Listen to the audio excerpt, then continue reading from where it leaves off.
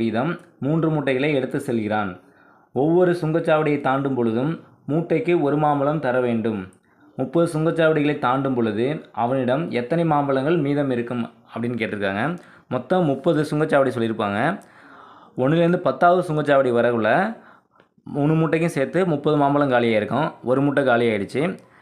25வது சுங்கச்சாவடி வரும்போது 10லேருந்து 25வது சுங்கச்சாவடி வரைக்கும் இடையில 15 டோல் இருக்குது. மிச்சம் இருக்கிறது 2 மூட்டை தானே. அப்போ 2 மூட்டையும் சேர்த்தோம்னா 30 மாம்பழம் கொடுத்துருப்பாங்க. அப்போ இங்கே 1 மூட்டை காலி ஆகிடுச்சு. மொத்தம் 2 மூட்டை காலி ஆகிடுச்சு. 3 மூட்டையில் 2 மூட்டை காலி ஆகிடுச்சு. இன்னும் இருக்கிறது 1 மூட்டை தான் இருக்கும். அந்த 1 மூட்டையில் 30 மாம்பழம் இருக்கும். ஓகேங்களா. 25லேருந்து 30 வர வரைக்கும் 5 மாம்பழம் காலி ஆகிடும். அந்த 1 மூட்டையிலேருந்து ஒரு மாம்பழம் எடுத்து கொடுத்தோன்னா 5 மாம்பழம் காலி ஆகிடும்.